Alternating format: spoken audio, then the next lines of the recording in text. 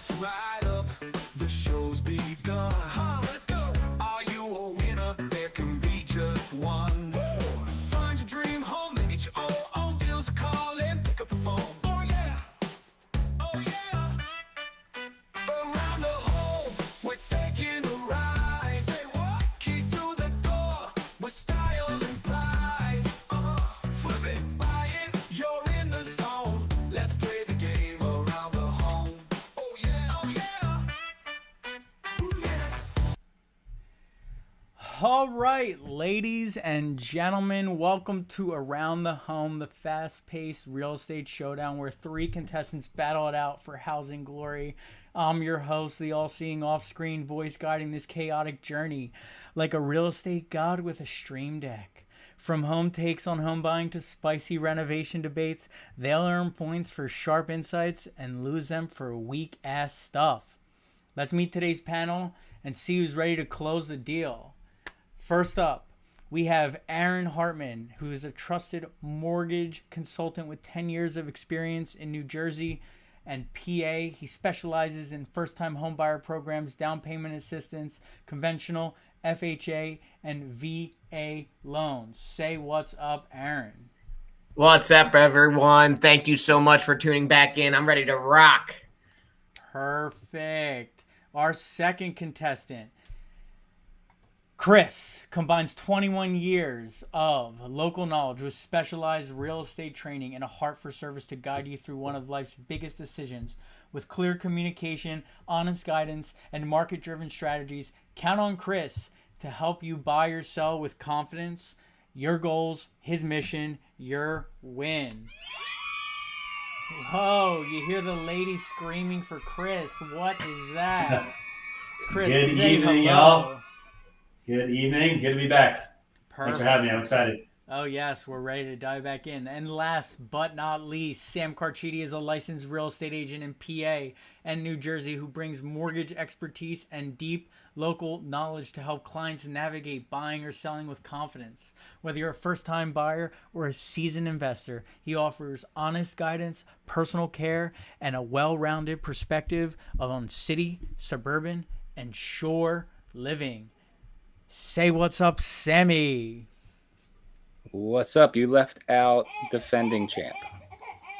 Oh, and that's the baby in the background crying. Alrighty, guys. Well, Big time whiners here. Big time whiners. Big time whiners. Big time whiners. All right. So first of all, everyone's going to start off with a couple points here for joining us back. Okay. Now let's dive in. Do I have any volunteers, first of all? Who wants to take the first question? Sure, let's do it. All right, Aaron, you get a +1 because no one jumped on that. All right. Need it. Need every Let's point I dive can in. get this week. These guys are Recent rough. reports indicate a deceleration in U.S. job growth. How might this affect housing demand, affordability, and overall real estate market activity? I mean, fewer jobs mean fewer buyers, so we're going to be hurting on there. We'll see where the roads go. Wow, the enthusiasm is not there, really. So that's okay. Chris, you want to Good dive start. in? Here. Chris, Good you want to start. dive into that? All right. So do me a favor. Could you repeat the last part of the question real quick? It's a long question. How might this affect housing demand, affordability, and overall real estate market activity? Okay. So we're talking about deceleration in U.S. job growth. So a healthy, stable job market's what, like 4 to 6%, I think is consensus for unemployment. The unemployment rate, I think y'all correct me if I'm wrong, but I'm pretty sure we're between like 4-4.5%. So nothing to be alarmed by any means. Typically, slower growth will dim home buyers' appetite, right? There's existing affordability issues going on right now. You couple that with a lack of confidence. If our deceleration continues, you may delay some home purchasing. So that'll force consumers to continue to rent, stay on the sidelines, not buy potentially. It could also potentially force sellers who may have thought about selling to just kind of hang tight for a little bit. So they might be reluctant to sell. So affordability wise, there's a lull in hiring, so that could ease upward pressure on mortgage rates, and therefore we could potentially see a slight downtick. Wouldn't that be Sammy. nice? Cut off. Median home price now is $435,000. Affordability is almost at an all-time low. I believe the day on market just reached its highest since 2017, which I believe it's like almost 60 days on market. So definitely not looking good from as a nation, but I'm in a very different. Aaron and I are in a very different market than Chris. We're still getting over asking 10 offers, where I think in Chris's market there's a ton of inventory, ton of new builds. So definitely two sides of the coin there, but nationally not looking good.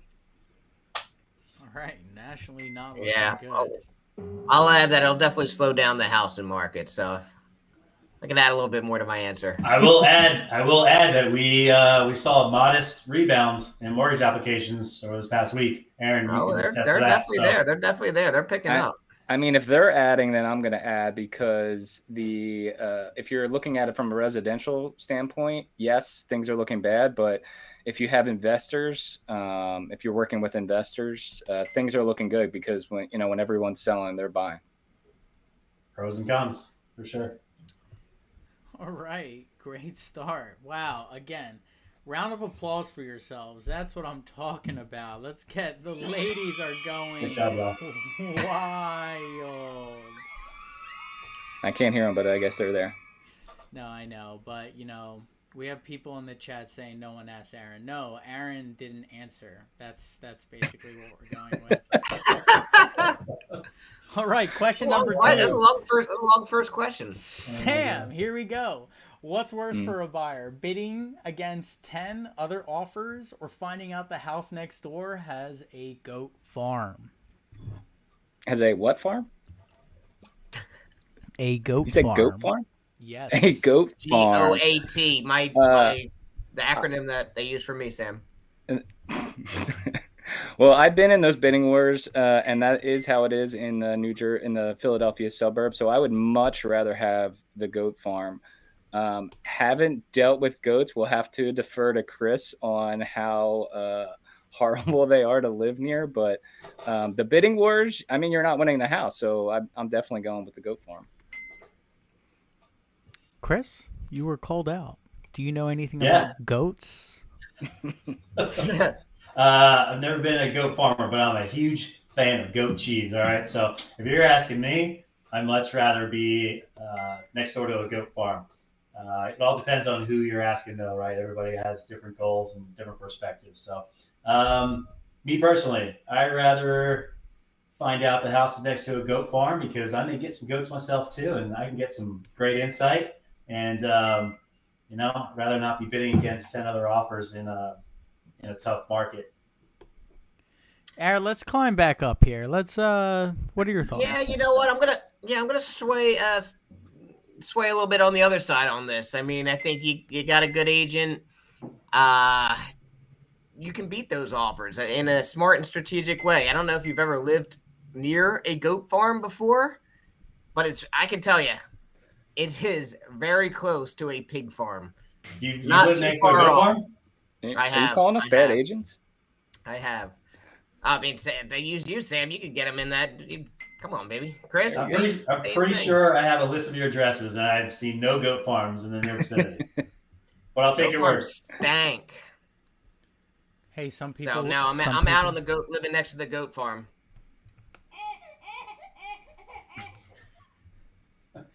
All right. Well, I mean, some people like the smell of manure. So Is that baby goat crying? I'll do. It's a little baby goat. Not me. All right. Question number 3. Fantasy football's coming up this season, and I don't know if you guys play fantasy football, but I know Aaron's probably never won a league title more than I have. So we're gonna start with you, Aaron, and see where your knowledge is at. Which QB would you trust to cook your dinner? Oof. You know, I heard that Brock Purdy was actually in culinary school before he was, or maybe he may have still been actively being a QB. Can we get a fact check on that, chat? Making this Brock- shit is up. Brock let me get a Purdy- fact check. Hey, is- this is- ain't NBC. Is Brock Purdy even in the league anymore? Is he a starting quarterback? What? Can we get a fact check, chat? Chat? Yeah, He chat? started he's starting there, but I quarterback. don't Come think on. he, But I has heard he was culinary in experience. culinary school, so Okay, when we get either that or fact Tom check, Brady. But I'm going Brock Purdy. if No, that's correct, he false. went to culinary school. You're gonna get a lot of points. In the meantime, we're gonna wait. And Chris, who would be your quarterback? Yeah, I'm going with tried and true Jalen Hurts. Hey, he's from Texas. Texas barbecue, baby. He was born and raised in the Houston area. He knows what good food is all about, guys. So going with Jalen Hurts. For the old heads, let's go with Terry Bradshaw because he, for sure, you can fact check this. For sure, Terry Bradshaw has a cookbook. Okay, and I'll tell you, Brock Purdy is Aaron's choice. You can bet Brock Purdy is also using a whole roll of paper towels for a spilled glass of milk. Yes, At least my bringing kitchen will back. be clean afterwards. Yes, bringing back last week's episode. Love it. I do love that. Aaron, we didn't get a fact check from our standout crowd today, so Not true. It was not true. it's Did not we? true. Oof. Okay, Sam, we you on are. it? Poof. That's a tough one, Aaron. Okay, so Sam, round us off here. I'm gonna go with good old Matt Stafford because he's got like a dad kind of vibe to him, and I feel like he could probably go around the barbecue a little bit. That's it. That's it. That's all I got. I don't know. He's Matt Chris on my- Stafford knows his way around a barbecue set. Let's go, Matt. And we have the Chris official. stole my Jalen Hurts Let's answers go. though. We do have the official fact check from the chat, and there's no culinary school from Brock Purdy, so Thank you, Chad.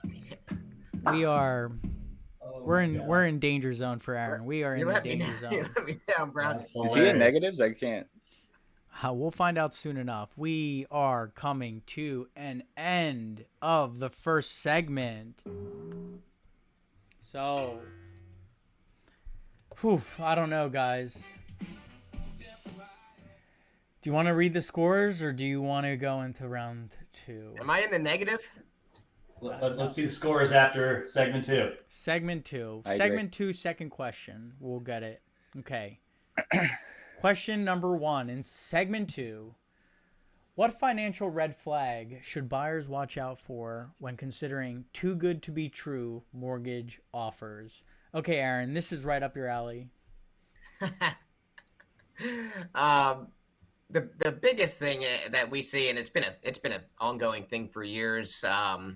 Most of the online offers that you'll see on, so I mean, you just type in anything and it'll pop up. But most of those low interest rates that you're seeing online are what's called teaser rates, just to get you to click and get your information, and then on the back end they have 1 or 2 or sometimes 3%. They're called points, which is equal to 1% of the loan amount, which is kind of hidden on the back, and you don't really know until you go halfway through the process with them. And then you're kind of like, oh, I'm kind of stuck with. If you feel kind of stuck with them sometimes, so that's the biggest red flag. Stay away from online lenders. You know, you don't have to use me, but stay local. We got the best knowledge, and can easily match or beat any offer typically. So, Sammy? Yeah, teaser rates is definitely up there. I'll give another one though, because Aaron, it's like I get so many people coming to me and asking me about mortgage, and Aaron and I work together, so I always throw them his way. But they always say if they talk to someone else, why is this rate so low, so on and so forth. So they usually quickly find out. But the one that I'll give, since Aaron gave that one, was an ARM. I worked in the mortgage industry. The ARMs, they're confusing. I'm not even sure the lenders know what they are. There's so many different ones. They're complex. You really got to know what you're signing up for. So stay away from the ARMs. Chris? Yeah, absolutely. Watch out for the arms. Watch out for those teaser rates for sure. Watch out for unrealistic approval promises that will kind of walk the line of predatory lending. That's a red flag. Are there any prepayment penalties? You got to watch out for that. Last, pay attention to APR. APR provides, I think, a more accurate representation of the true cost of borrowing, right? It takes into account origination fees, discount points, mortgage insurance, some closing costs probably. Aaron could probably touch on that. The mortgage rate offered at like 6.25%, that may actually cost you more in the long run than a mortgage rate offered at 6.5%. So look at the APR, see what you're actually getting yourself into, because those long-term costs may actually cost you more. So pay attention to that. Well said, Chris. And, if it sounds too good to be true, it probably is. Definitely. Aaron, that's a little point boost for you right there. Okay. I need it. Thank you for that. Thank you for that. Thank you. Gotcha. Yep. Alrighty, question number Point 5, boost Chris. on the mortgage question. Chris, we're gonna start with you on question number 5. If you had to flip a house in 30 days, but could only choose 2 tools to use the whole time, what are they? You're not talking about Aaron, right? No, not at all. Okay. 2 tools. I'm going to go with the paint sprayer and an oscillating multi-tool. Lipstick on a pig. Oscillating multi-tool, you can get all kinds of attachments to do a ton of different jobs. Paint sprayer, I mean, you name it. You paint the walls, paint the outside of the house, paint brick, paint hardy board, paint the deck. Lipstick on a pig. 2 tools. Go ahead. What's an oscillating tool? What's this Oscillating gadget multi-tool. do? Yes. What is this? So it's a little bit bigger than a Dremel, and it has teeth. Yeah, big that words he's using. The fuck It- is a it has- Dremel? It has teeth that accepts different attachments. So it forces the blades or the router, whatever you're going to use on there, to pretty much gyrate very rapidly. It has adjustable speeds. You can do all kinds of different work with an oscillating tool. I love it. Sam, round us off here. That was a missed opportunity to say Sam and Aaron, Chris. But so I'm going to go with a drill and a camera to document the process of me trying to build a house with just a drill. And since I'm not going to get the job done, hopefully I get a bunch of likes and shares and followers from the camera. Got it. You're hoping for some sympathy YouTube creators to reach out and say, "Hey, Sam, let me help you. Let me help you build your house." Sure. Wow. Okay. That is, listen, we got a lopsided game today, and let's hopefully bring this a little closer for question number 3. Did Aaron go? Don't worry. There, we can skip it. Oh, We're Aaron just gonna didn't skip go. Aaron? I'm sorry. The host today is. I'm dinging myself some points. Aaron, you're gonna get a couple just because I missed. Oh, let's go. And Aaron, give me 2 tools that you're using. Grabbing a bottle of red wine and a lighter. Yes, I love the uniqueness of this. Keep going. You because you're gonna want to burn that house down and drink the bottle of wine right after, because you need way more than 2 tools and a multi-tool, or whatever the heck Chris is using, a multi-tool and a paintbrush and flipping a house. So And I'll film you doing it, Aaron. and I'll film it. So yeah, we'll just burn this. Hey, if you like burning money, follow this guy's advice. But I mean, if you like That's burning terrible. money, put some on the Dallas Cowboys this year. Oh, he's on fire. We can all This agree guy. there. This We guy can is all on agree there. fire, rising through the ashes. All righty. Oh man, burning his house down, betting against the Cowboys. What else could you ask for in life? The final question. Do you want the scores? Here's your last chance to know what's going on. yeah, Okay. let's Sure. see. All right. In last place, the returning champion, Sam Carchidi, with 26 points. In second place, Bob the Builder with oscillating and gyrating and OnlyFans and God knows what else, is Christian Brajas. And then with the 2 unique answers. What do you have? What do you have? He has 28. And the two unique answers of burning the house down, doing crazy stuff. Aaron in first, 31 points. Rising from the ashes, negative points to first. We are going into the final question of the second round, guys. This time we're not having all three make it to the final. We're resetting the scores, if I remember. And let's dive in. Chris, you're going to start us off because you're in second and Sam doesn't deserve to go first. Your smoke alarm battery is chirping at 10 a.m. 2 a.m. Let's make it 2 a.m. Do you fix it immediately, wait until the morning, or just move out entirely? 100%. I'm definitely addressing that velvet trap. Okay, happy wife, happy life. I'm getting my butt out of bed, all right, and I'm turning that crap off. First of all, they're important to safety, right? But they can also be creatures from hell. Let's be real. So nip it in the bud and go back to sleep. All right, Aaron. Fix it? Nah. I'm putting the whole house on the market. The whole house. The whole house. That's it. You're Predatory lending. Predatory lending. You're gonna double down. Okay, that's it. All right, fine. Sam and you. All right. What were my options? Fix it, move out, or what? Fix it. Wait until the morning, or just move out entirely. Well, I feel like I got to give a different answer, but I'll wait into the morning, which is a horrible decision. And why does it always happen at 2 a.m.? Does that always happen for everyone? Always. Seems like 2 a.m. Whenever you want a wakes up couple in the more middle of hours of the night. sleep. I'm hitting snooze and letting it go until the morning. Terrible. All right, so we have the go-getter Chris. We have the lazy guy who, not lazy. You know what? I like it in a bit. That was of the a answer. way. That was No, I agree, Aaron. one of the options. No, and then Sam's doing the middle ground. The middle ground. Is there a battery of choice for you guys? Is there a brand that really sticks out? Duracell. Definitely Duracell. Nah, fuck Duracell. We're going Energizer. You Energizer. didn't even sound confident. You didn't even sound confident in that. I don't know. Duracell is Durada. I don't know. I don't know. I just go to the dollar store. The dollar store. Well, listen, you're gonna have to go to Amazon Basics. Amazon Basics. Oh my God, you're getting negative points too. Oh, Jesus. For a Amazon basic. The Energizer Bunny. Oh, I'm not getting Amazon Basics.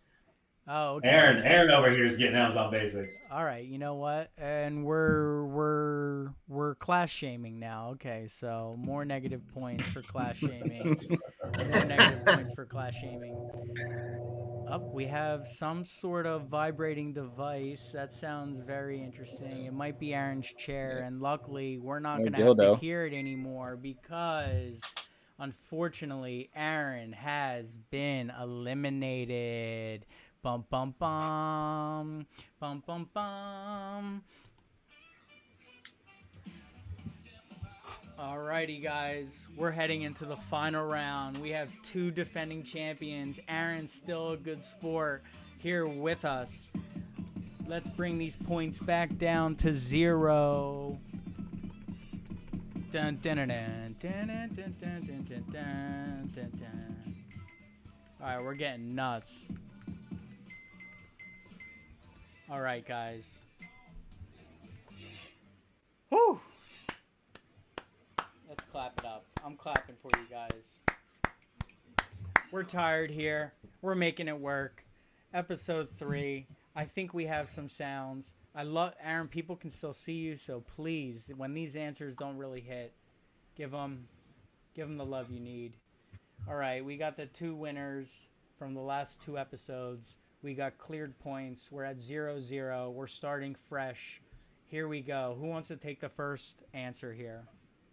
Teacher's pet, Chris, -2. All right. First question of the segment. What impact does home staging play in both perceived value and the speed of sale? And which rooms should sellers prioritize? Great question. So the majority of buyers today, they're searching for homes online. I think we can all agree on that, right? You only get one chance to make a first impression. So consulting with a professional staging company to highlight either special features or conduct color consultations and allow them to implement their designs and strategies to allow the home to be featured in its best light. That's super important. I firmly believe that when a house is staged professionally, the home sells faster and for a higher sale price compared to just totally bare listings. So thoughtfully staged homes almost always look better. Buyers find it easier to visualize themselves in that home. And honestly, you see an ROI of over 400% when they invest in professional staging. I got that stat from a local staging company that I've worked with before. Shout out to BY Design. Shout out BY Design. I'm going to have to call out their statistics. I always get weary of straight numbers, 400%, 1,000%, the best deals, this, that. I can't impersonate our dear Lord leader, President Trump, but, you know, sounds very 400%, the best of all. But, Chris, I love that answer. Sam, can you follow that up? Can you repeat the question, please? Yeah, the question is, why are you not listening? All right, Jesus. Now, let's dive back into the question. What impact does home staging play in both perceived value and the speed of sale, and which rooms should sellers prioritize? Absolutely, definitely comes into play. The best way to do this is to give your clients data. You can go on the MLS or compare a comp that has sold previously to one that was staged and one that wasn't staged. Guarantee that it sold for more and the days on market was less. And also, you're going to want to see, what's the cost associated with the staging. Are you going to get that back? So ROI is definitely big when you want to price everything out and give them options as far and put statistics in front of them. I love that answer, and I'm glad you brought up the pricing of staging because it's not free, ladies and gentlemen. It's not cheap. It is not free, but it is the move. I would have to agree with both of these gentlemen. All right, we are going to question number 2, and Sam, you're going to start us off this time. I'm listening. Would you rather list a haunted house during Halloween or a beachfront shack during hurricane season? Which is more profitable? Well, I'm happy I went first this time because the niche marketing for a haunted house in October sounds amazing. We're going to pop a sign right in front, haunted house. We're going to get the line going, just like the shout out to the McCalls. And we're going to make some money as well. The house might be haunted, but, at least we're going to make some money out of it.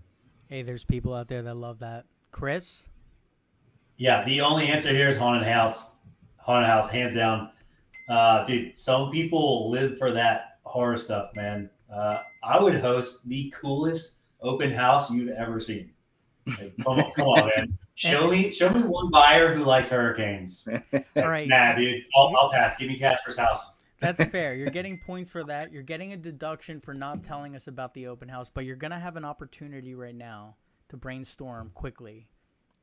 Oh my God. So we just talked about staging, right? I'm going to bring somebody in who's a professional in this area. I mean, we're going to have artificial cobwebs all over the place. We're going to have all the ghouls and goblins, not on top of the open house. We're already having people come to the house to trick or treat anyway. So we're getting so many eyes, so many buyers, so many people coming in, getting eyes on that house. And we're inviting them in to do a tour throughout the house. It's going to be freaking amazing. We're going to have punch. We're going to have candy. We're going to have scary music, a fog machine. Like it's going to be the coolest open house you've ever seen.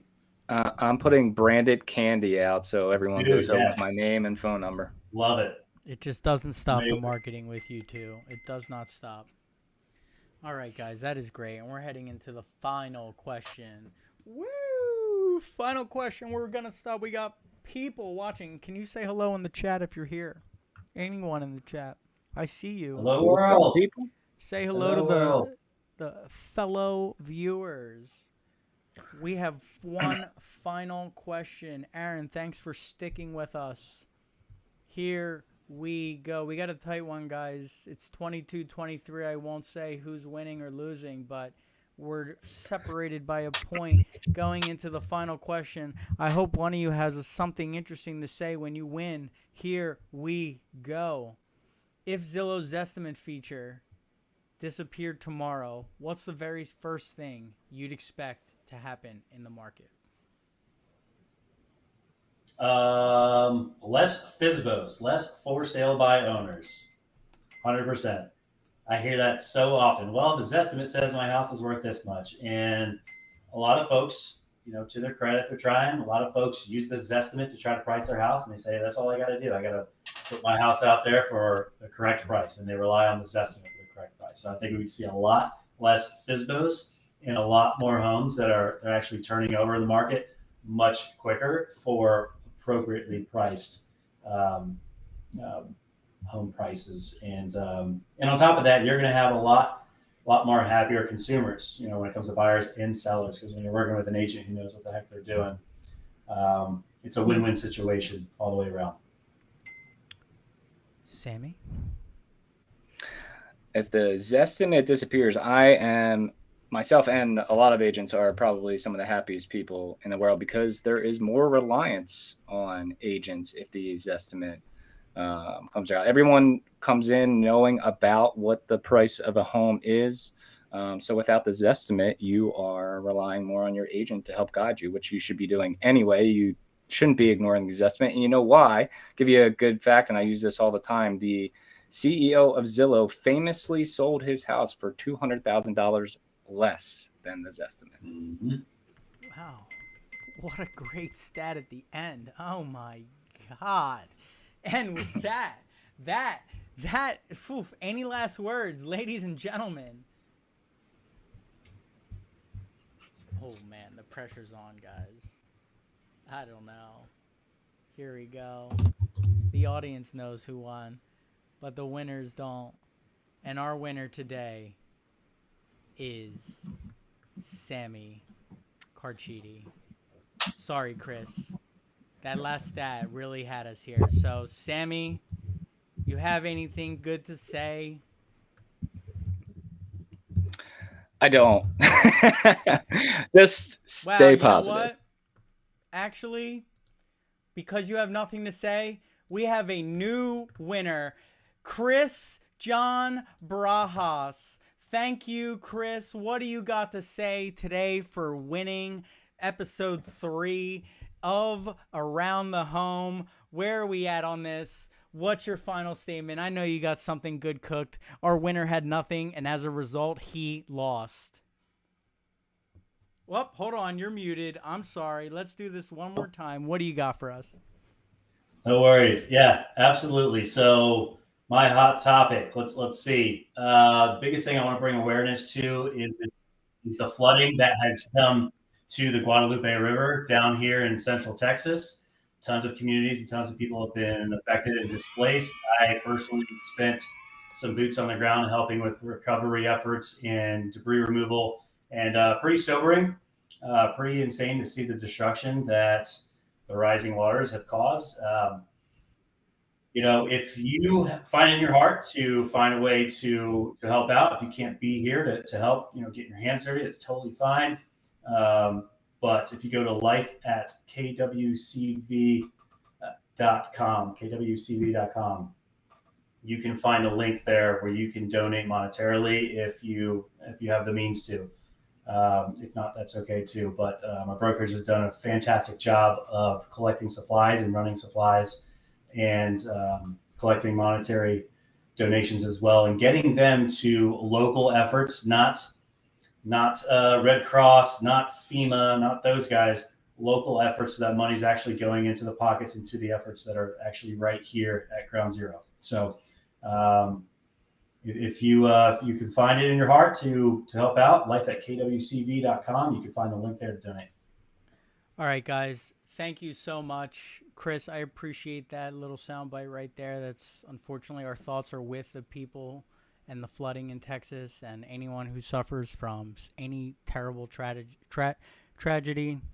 And we will see you next time on episode 4. But for now, everyone wave goodbye. Say goodbye to the audience. We will see you next time.